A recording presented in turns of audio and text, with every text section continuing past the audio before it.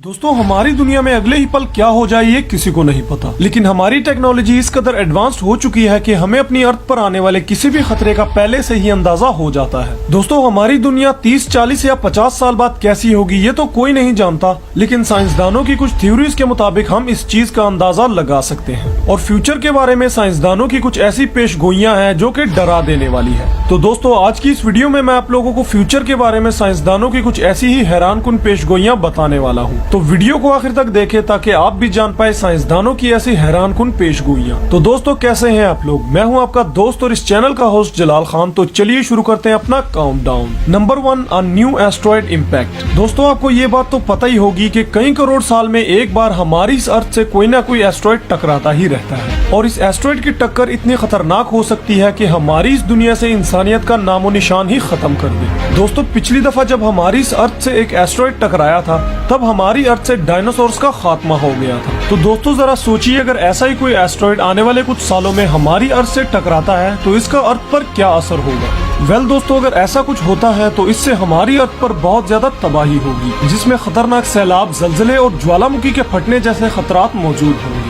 जैसे ही कोई एस्ट्रॉयड हमारी अर्थ से टकराएगा तो इसके टुकड़े पूरी दुनिया में फैल जाएंगे और इनमें रेडिएशन इतना ज्यादा होगा कि चारों तरफ तबाही शुरू हो जाएगी और हमारी दुनिया आग का एक गोला बन जाएगी। वेल दोस्तों अच्छी न्यूज ये है कि आज साइंटिस्ट एक ऐसी टेक्निक पर काम कर रहे हैं जिसे कॉन्सेप्चुअल एस्ट्रॉयड डिफ्लेक्टर के नाम से जाना जाता है। ये एक ऐसी टेक्निक है जो हमारी अर्थ की तरफ आते हुए किसी भी एस्ट्रॉयड पर बहुत बड़ी मिकदार में विस्फोट करेगा, जिससे वो एस्ट्रॉयड अर्थ की सतह में आने से पहले ही ब्लास्ट हो जाएगा। नंबर 2, नॉर्थ सी सुनामी। दोस्तों आज से करीबन 62 साल पहले जब हमारी अर्थ का टेम्परेचर गर्म होना शुरू हुआ तब बर्फ के पिघलने से दुनिया के बहुत से हिस्से पानी में डूब गए थे और इससे नॉर्वे के समुद्र के किनारे एक बहुत बड़ा पत्थर वजूद में आया जो कि करीबन 290 किलोमीटर में फैला हुआ है। और दोस्तों क्या आपको पता है कि अगर गलती से भी ये पत्थर समुद्र के अंदर गिर गया तो नॉर्थ अटलांटिक ओशन में एक बहुत भयंकर सैलाब आएगा जो कि सब कुछ तबाह कर देगी। दोस्तों आप ये सोच रहे होंगे कि आखिर ये पत्थर समुद्र में गिरेगा कैसे। तो दोस्तों इसकी दो वजूहत हो सकती है। एक जलजला जो कि समुद्र में मौजूद फायर आइस को एक्सपेंड कर देगी, जिससे समुद्र में बहुत बड़ी मिकदार में मीथेन गैस पैदा होगी और समुद्र के अंदर एक बहुत बड़ा विस्फोट होगा। और इसकी दूसरी वजह भारी मिकदार में सॉलिड आइस का पिघलना है जो कि सैलाब का सबब बन सकती है और इस खतरनाक पत्थर का समुद्र में गिरने की वजह भी। Number 3, rise of the artificial intelligence.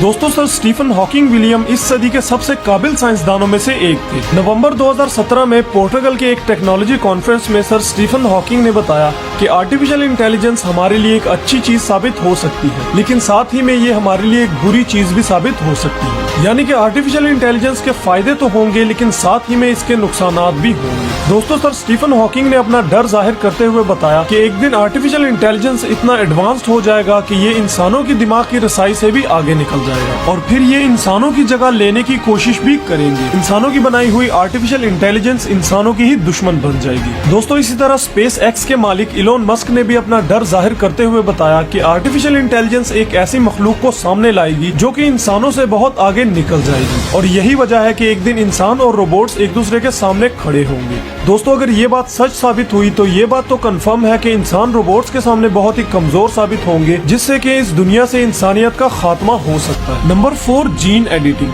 दोस्तों कई साइंसदानों का ये मानना है कि आने वाले कुछ सालों में मेडिकल की एक ऐसी टेक्निक सामने आएगी जिससे कि माँ बाप खुद को और अपने बच्चों को डिजाइन कर पाएंगे। दरअसल जीन एडिटिंग मेडिकल की एक ऐसी टेक्निक है जिसे CRISPR-Cas9 के नाम से जाना जाता है। ये जीन एडिटिंग की एक ऐसी टेक्निक है जिससे कि डीएनए को काटा और जोड़ा जा सकता है, जिसके बारे में अभी स्टडी चल रही है। सर स्टीफन हॉकिंग ने भी अपनी बुक में बताया कि जीन एडिटिंग से सुपर ह्यूमन की एक नई नस्ल पैदा होगी, यानी कि बहुत से पैसे वाले लोग अपनी जीन में एडिटिंग करके किसी भी खास ताकत को पा सकेंगे और अपने जिस्म से अच्छाई या बुराई वगैरह को भी डिलीट कर पाएंगे, जिससे कि दूसरे आम लोग इनसे कमजोर साबित होकर खत्म होना शुरू हो जाएंगे।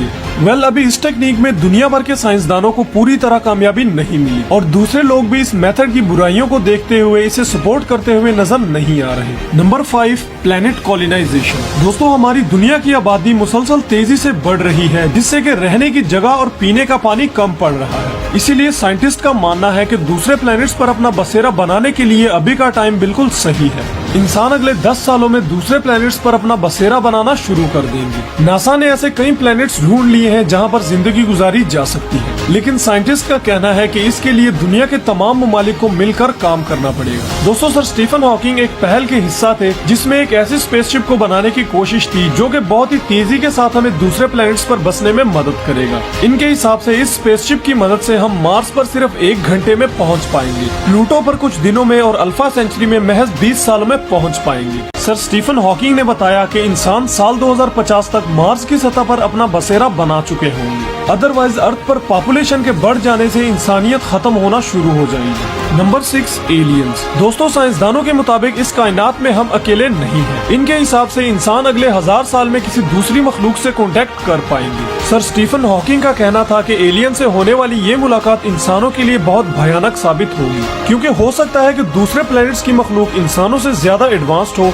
और इस पूरी कायनात के बारे में इनका इल्म इंसानों से कई गुना ज्यादा हो। और ये जानने के बाद कि किसी दूसरे प्लैनेट पर जिंदगी मौजूद है तो शायद वो हमारी अर्थ पर कब्जा करने की गर्ज से हम पर हमला भी कर दे, जिससे कि इस दुनिया में बहुत ज्यादा तबाही हो सकती है। तो दोस्तों, ये थे साइंसदानों की कुछ ऐसी पेशगोइयां जो कि आगे जाकर सच साबित हो सकती है। आज की वीडियो आपको कैसी लगी हमें कमेंट सेक्शन में जरूर बताइएगा। वीडियो पसंद आने की सूरत में वीडियो को लाइक कर दे और अगर हमारे इस चैनल पर न्यू है तो इन्फॉर्मेटिव और मिस्टीरियस वीडियोस के लिए हमारे चैनल को सब्सक्राइब कर दे। Thank you.